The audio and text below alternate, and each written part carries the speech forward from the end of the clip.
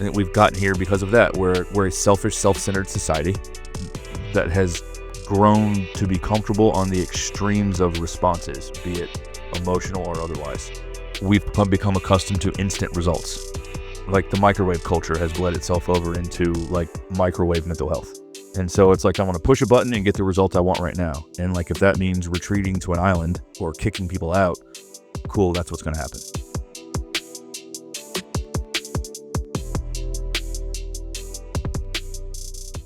Well, good to always be with you. I love our conversations. I think It's always good to be back. that we've been getting a lot of good feedback that these are just conversations. I actually had somebody the other day. It was fun. It was a friend of mine, took a picture and sent it and said, "Hey, you're in my car," and took a picture of their screen, and it was the podcast, and they're listening to us. I said, that's kind of creepy and kind of honoring at the same time, but thank you.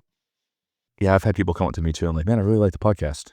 And which is great because that means we still have growing listeners after we told them that one of us likes to vacuum clean ourselves to bed and the other one likes to obsess over straight lines with lawnmowers. So you're still here and we're glad to have you here.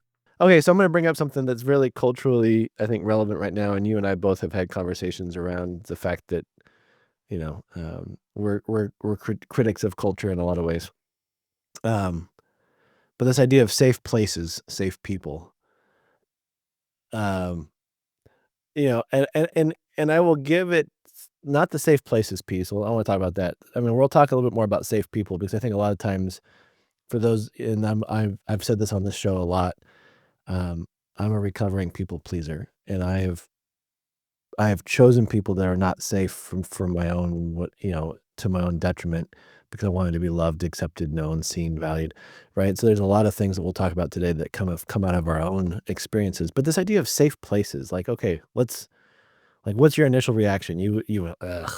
Like, what's your initial reaction to this idea that we are a culture that is trying to create safe places for people?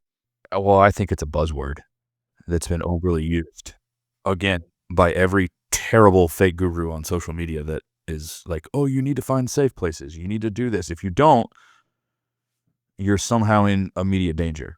Like, I do understand the concept. Like, okay, that's actually the concept of that is healthy and should make you curious. But when someone says the word safe place to me, my mind goes to, okay, I am in imminent danger of either an earthquake and a building's going to collapse around me, there's a tornado coming and everything's going to be blown to shreds, or I'm in a hurricane and my house is going to blow over. And I need to get to a shelter because what is in the world around me is going to take me out.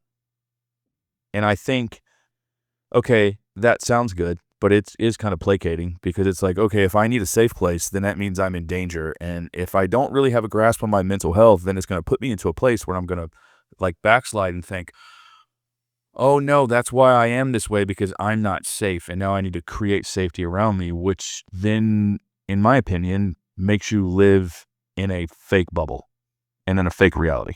Yes, and it doesn't allow you to live in the tension of what is. No, I mean, I think we do need safe places, and we'll talk about this at a different play in different conversation later about self-care. But I think, like you said, it's a buzzword, and I think in some ways it's a buzzword that got hijacked a little bit. That now when my words to you offend you or create a trigger in you or engage in you now, time out, I need a safe I'm not feeling safe right now. I need to get my safe space versus entering into dialogue, entering into conversation. I think we see this have really this concept uh, exploded in the 2016 election. The unintended result of it is that it makes people flee. And like if they feel pressured or they feel offended or someone violates a boundary or whatever that might be, instead of just backing away and thinking, okay, like I am in control of how this affects me.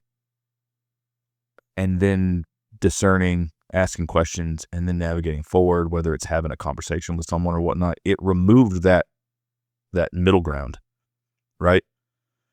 of the pendulum swing. Like, it's like now there's a chasm and, oh no, this has happened. I need a safe place. I'm fight, flight, or freeze. I'm going to run away and go to my safe place and retreat and, just stay there. And now, because you've done this, now you're out there and my Neverland, so to speak, is right here. And I will only be okay. I am only healthy. I am only okay. I am only good when I'm in this and it's here. And like, it keeps you from moving forward because it generates an extreme response to the world around you. And the world around you is gonna happen. Life's going to life. It's gonna kick your door in and show up, and people are going to hurt you. People are going to harm you. But just because that happens doesn't mean that you're not somehow in a safe place or in an immediate danger. And it makes it very myopic, and it makes it very almost narcissistic. It's all about me and my needs in this moment, and I'm not going to consider anybody else or any other perspectives or points of view. And so it doesn't create any ability to grow in resilience or grit. It just insulates. Do you think it forces you to lean too heavily on your emotions? I think it forces us too heavily to lean on our feelings, and our feelings are those meanings we make from the experience. So it's our own echo chamber interpretation of what's going on without any invitation for discourse. Yeah. It's forced us to a place where we elicit a feelings-based response, a reactive feelings-based response, instead of being like, hold on here. Oh yeah, it's 100% reactive. And then when we provide that without, so okay, let's do this. Let's pull it apart from like a parenting perspective. So, um, when my 4-year-old is reactive to my firm voice, which is normal right now, he's very reactive to when I try my best not to yell, but when I'm firm with him because he hit his mom or he did something like that, uh, it affects him in such a way that he stops, but then he gets very emotional and then inserts the feeling. And it's typically, I don't want to be around you. And so what I do is I say, hey, listen, you need to sit here until that emotion subsides. So the tears, the screaming, the crying, whatever it might be. And then we engage in a conversation once he's calm. I think and so I think that's healthy. But what we see in these safe place things is I'm big emotions, big feelings.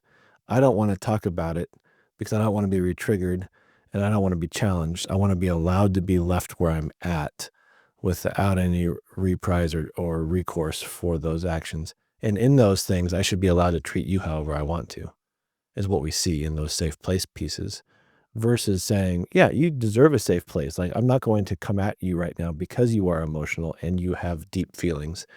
But when that subsides, we need to circle back around and have a conversation.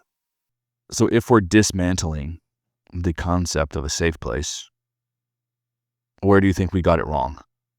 That we've allowed our feelings to run the narrative and not the broader framework of what's going on. If that makes any sense, maybe I help to simplify that a little bit. But I think feelings have become God, small g God, and that I can't tell you that your feelings are wrong, or I can't engage or insert any kind of alternative insight or thought process. I have to just validate and affirm. Do you think it's as simple as reframing the name? What do you mean by that? Go with that for a minute. If the concept, the way I see it, is a safe place, is indicative of like withdrawal, retreating from reality, to then reframe it as a resource for re-engagement with reality and life around you. Yeah, I like that. Like using language that emphasizes like stability, resilience, grit, tenacity, healthy processing, like all of the things that would be associated with growth, outside of just mental health. Those terms are the same, but then bringing it into how I grow myself through my mental and emotional well-being instead of avoidance, which avoidance to me in my story has been like a trigger point and an inflection point for every unhealthy aspect of my mental and emotional well-being. No, I think that's a good reframe.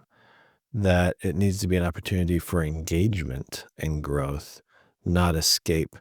Um, it needs to be, I guess it needs to be looked at like a pause button. It's a pause button for me to collect myself, for my feelings not to reign supreme or control the next steps, but to be okay with where I'm at. And then how do I enter in and re-engage in the process so that I can become better on the other side of it?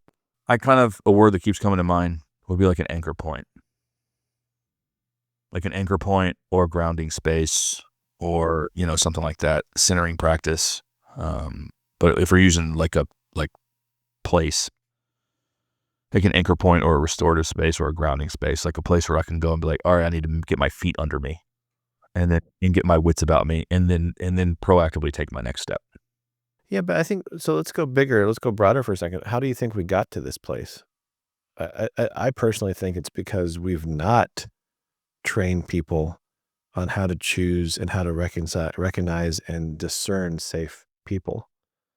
Like, there's such a desire to be, I mean, seen, known, valued, and loved that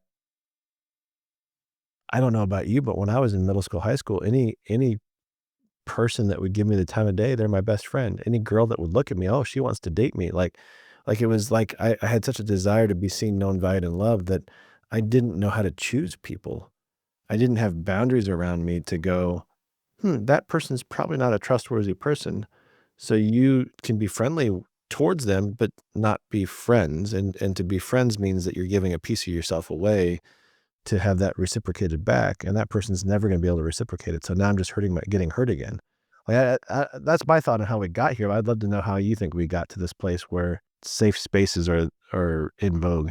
I just think because we live in a very selfish society that we've talked about in a previous episode, it's great and wonderful to know yourself and to know more of yourself so that you can know others and show up for others. I think we have lost the other side of it out of a culture that wants instant results, instant solutions, you know, attention spans being so low due to, flooding of information and content at our available, at our every available move.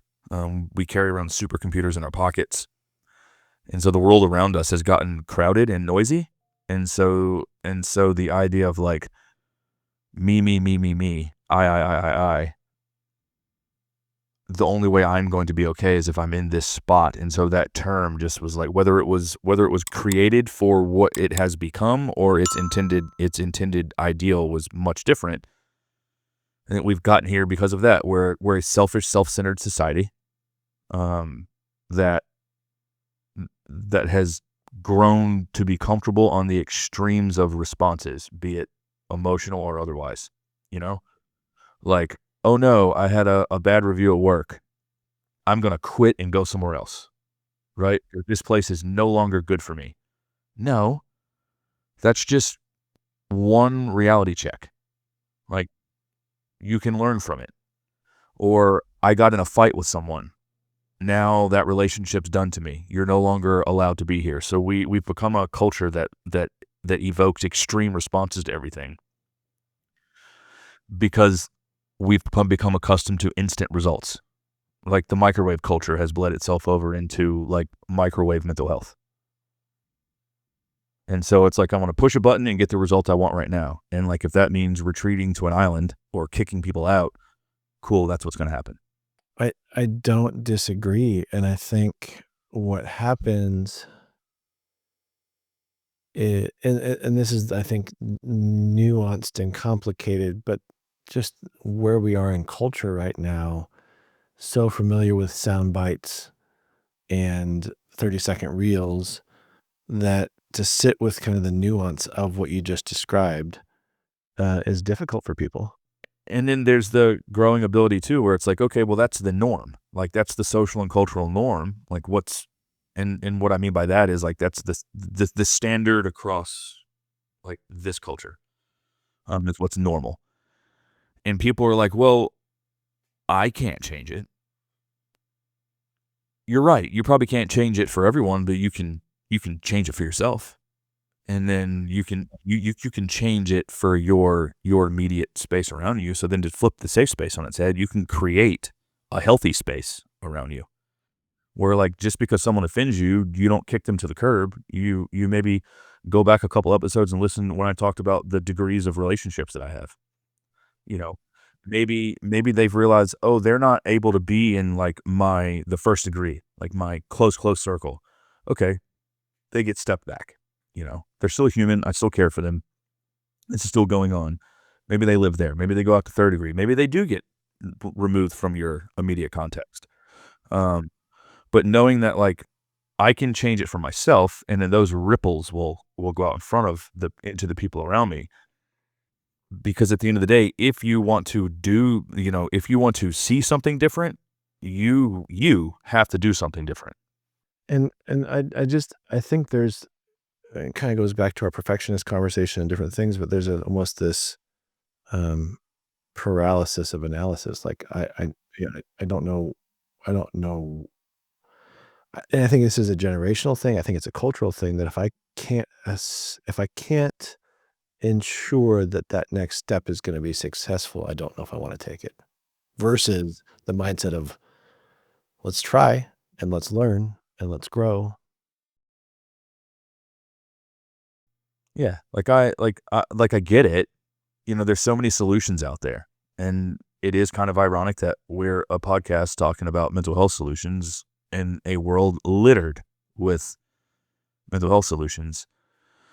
Um, but we live in a place where we've come to believe that if we're not careful, the world around us that is the quote unquote monster under our bed is now everywhere. And the only way to be okay from it is to avoid it and to hide from it and into this like fallout shelter for life.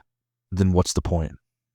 Like, and I think that's what people don't realize when you say safe place. And I'm sure a lot of people are pissed off right now, but that's the truth. It's a both and, not an either or. Oh yeah. Like I have places that I enjoy. I have that I enjoy going to. I have things that I enjoy doing, when I'm feeling a certain way, if I'm stressed or tired, like I know that I want to go, I want to be outside, I want to go do things like, but those are not my coping mechanisms. And I think the idea of a safe place has become a catch-all coping mechanism for people designed to fix everything. And that's not true. The way that we combat this is we work towards having more conversation around it.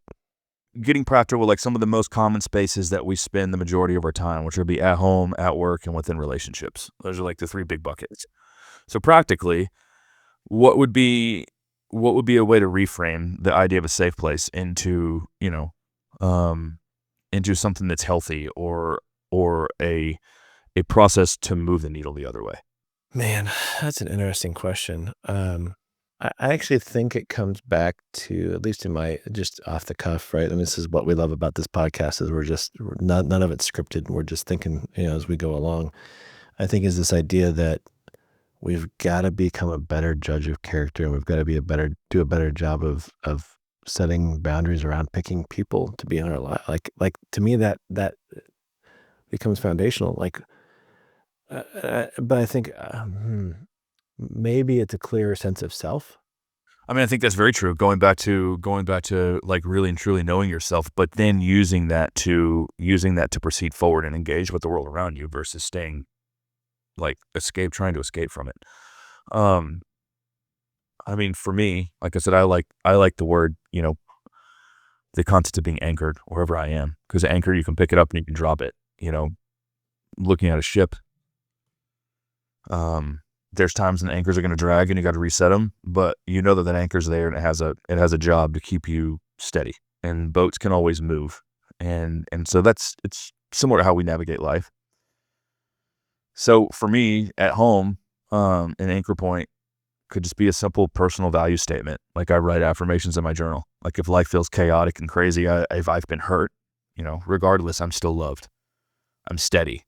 I am like positive I am statements that I can always return to or quote unquote drop anchor to be really cliche when life just feels, excuse my language, shitty. Like at work, it can even be a physical object. Like I have a rock that I keep that I like. the best dog I ever had. It's just been 2 years since he passed away. He had a rock that he picked up, and, like, I keep it, and I, like, rub it. And if things feel crazy or things feel, bonkers, or, like, I'm in that spot, instead of retreating and running away, I can be like, hold on to it. Like, just say I don't need to drift away. I don't need to fall into anxiety. I can, like, I'm anchored, my feet are on the ground, I'm right here. For me, a big one within relationships, your friends, your family, because you're going to fight. And I think that's the big one when it comes to interpersonal relationships. And we feel like you're not in my safe place. Like, I'm going to run away, is reminding yourself, whether it's your parents, your friends, family, people that you work with, just, checking in with one another and reminding yourselves of the agreed upon, like, if it's your significant other, agreed upon statement to your family, like, hey, we're on the same team. Like, you with your son, like, I might be annoyed with you right now, but I love you and we're on the same team. Like, those are 3 for me. And that sounds really easy to say, and it's hard to put to practice. And I'll be the first to say I'm not perfect with it. Well, I think it goes back to understanding our ego strength too. Camp on that for a minute. Well, I think when we don't have an ego strength, um, that is comfortable and okay in who we are, flaws and all, struggles and all, um, then every little nuance in this conversation creates anxiety, fear. It creates or pricks previous traumas or triggers. And again, all of that stuff that you and I have experienced, right? But I think I would say that for the most part, you and I have a fairly developed ego strength to know that what this person thinks or what this situation provides or what has happened in this moment isn't the end all be all. There's more to it. And I think it's that mindset that we have to carry where we see a lot of these safe places, quote unquote, on university campuses and different spaces is um, when that's all that they know or understand. And again, I don't know if I'm making a whole lot of sense, but it's just like this idea that that's their end all be all. That's the end of the road for them. And so it makes sense why they would want a safe place if they don't have a bigger concept of self in the world and the bigger picture of this is a season. This is just a moment in time. This is not all that there is. Yeah, it diminishes your resolve. And ultimately, it allows you to just be lived by your life instead of living your life. Right. It puts you in a place where it's like, okay, this is me. Like, the other one that I hate is I'm perfect just the way I am. That sounds sweet and kind and loving, and I've been guilty of saying it, but like we said in another episode, it diminishes your realization of that you have untapped potential, and your worth. And so, like, oh, if I am perfect just the way I am, and I'm in my spot with all these people that are like me. So then this is my world. No one else is like me, and they'll never understand. So I'm going to shut them all out. All or nothing. And that's the culture that we live in. It's a byproduct of the all or nothing world that we live in. So I guess that then what would be what would be a very easy way to begin disrupting maybe all we can do is disrupt the current, but what would you think would be a good step to that? Let's say first self-reflection. What would you say? I think I don't disagree with you, but like practically how? Like maybe it's reflecting on the last time that you were disrupted, what created it, what caused it, what was your initial reaction to it, and kind of what would you have done differently or what could you have done differently, maybe is the way to look at it. I would say, when I would say self-reflection, really notice when you're in a quote unquote safe place, and then ask yourself, am I here to recharge or am I here to hide? And then be honest with yourself. Pay attention to the cues. Do you feel relief and, like, readiness to activate, to take your next step after you've been here? Or do you feel stuck, anxious, or have dread about leaving and a fear of what's beyond it? And then sit with that for a little bit though. And I would say, what's the purpose?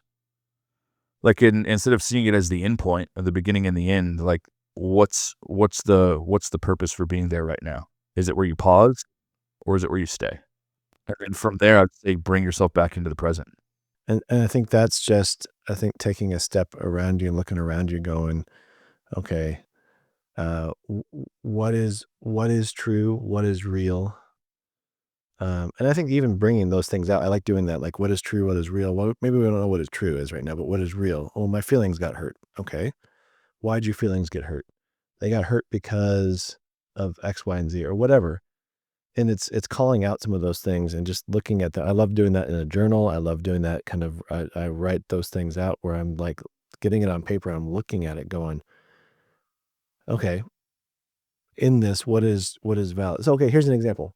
A couple weeks ago, I was at a conference. Didn't expect to see a person. That person was there. The person that was there had caused a lot of heartache for my wife and I back when we were in Colorado.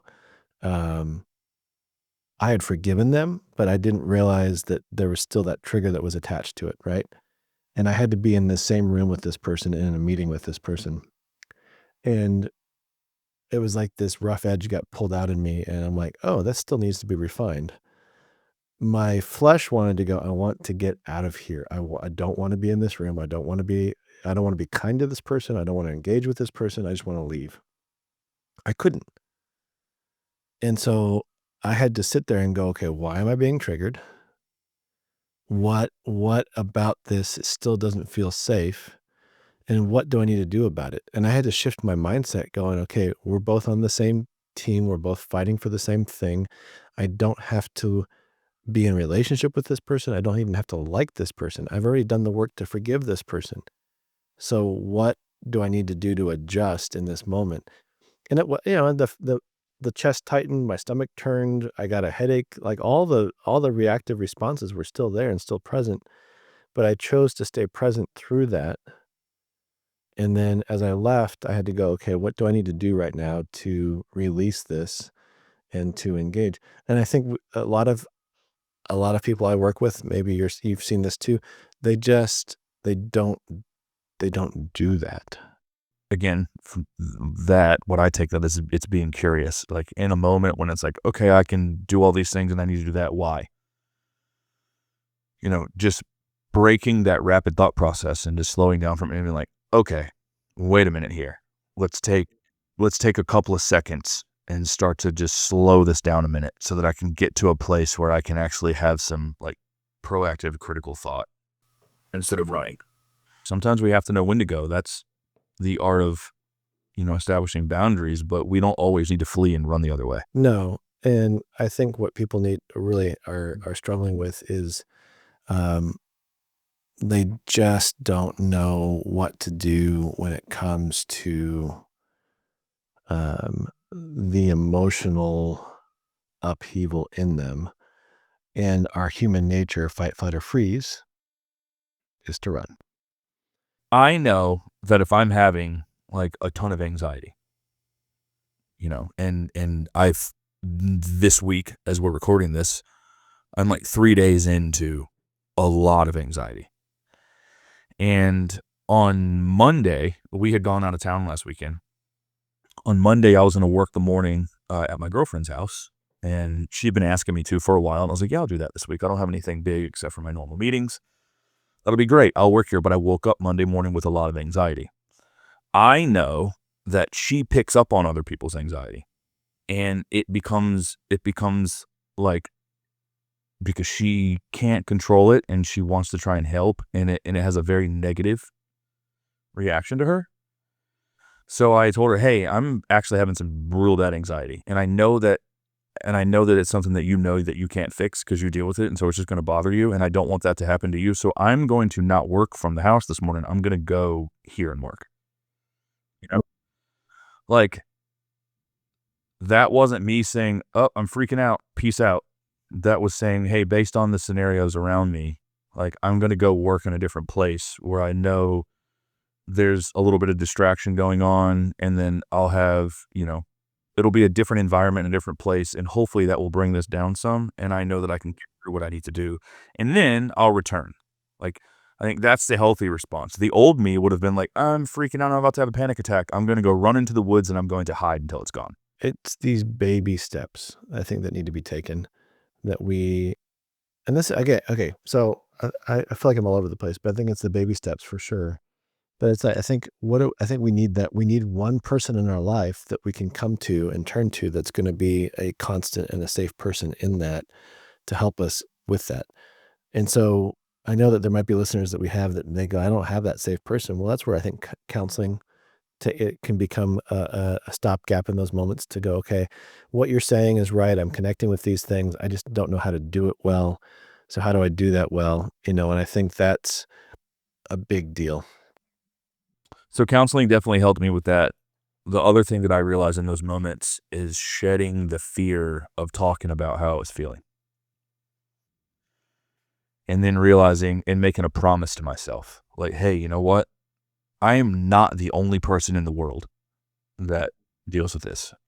What I am is it's very unique in how like I, Jonathan, navigate it.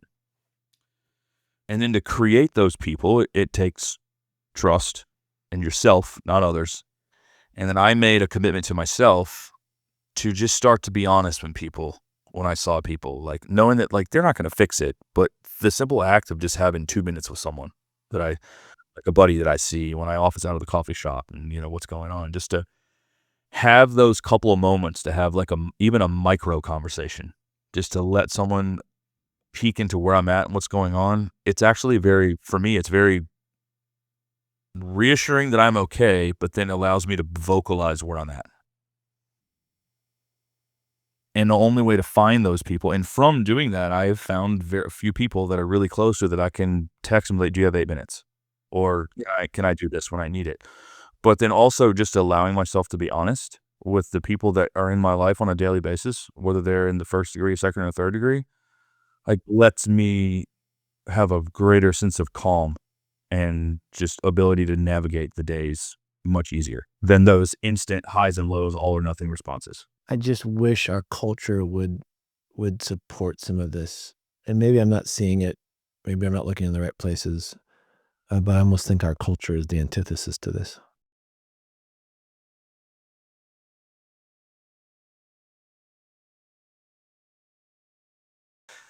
And this is supposed to be the Mental Health Made. Well, it is the Mental Health Made Simple podcast, but we are taking conversations and in topics that are like big, and sometimes we're just vocally processing through it out loud, which I think is what's very helpful to people listening. So know that we're in the trenches with you with these conversations, and I don't think there's one easy thing that can be done to move the needle 50% right now. I think it takes doing these small things and getting ones and twos and threes of people to have those little switches take place to then stir up the pool. Think about when you were a kid and you would make whirlpools in a pool and you would go by yourself and you could get it going and you can like, this is kind of cool. And then you get two of your friends running around in a circle. Then it would get stronger. Then by the time you had 4 or 5 of your friends running around in a circle, like you could just lay down and have like a rapid, lazy river going around. Like it's going to take 1, then 2, then 3, then 4, then 8, then 16. But it's convincing those early people to say, hey, if we're going to change things, we have to do something different. And doing something different there's nothing glamorous to it. It's just deciding to do something different. Yeah, it's the making up your mind. It's the deciding. I think that's a good way of putting it. Is super important. If you're watching this and listening to yourself and you're saying, man, I think I might be, doing this to an extent, but I don't know where to start. Say it out loud. When I do this, my response is blank. Or when this happens and my response is to blank. Whatever that response is and where you naturally feel like you want to go, say it out loud. And then the next time you're headed that way, give yourself a timer. This sounds really dumb, I know. Give yourself a timer and then make the step to leave from it. And then when it rings, just take one simple action toward the thing that you've been avoiding. Send the email, make a call, return to the project, have the conversation, stay in the room with the person, do that thing and then feel the relief on the other side of it and then celebrate the relief on the other side of it.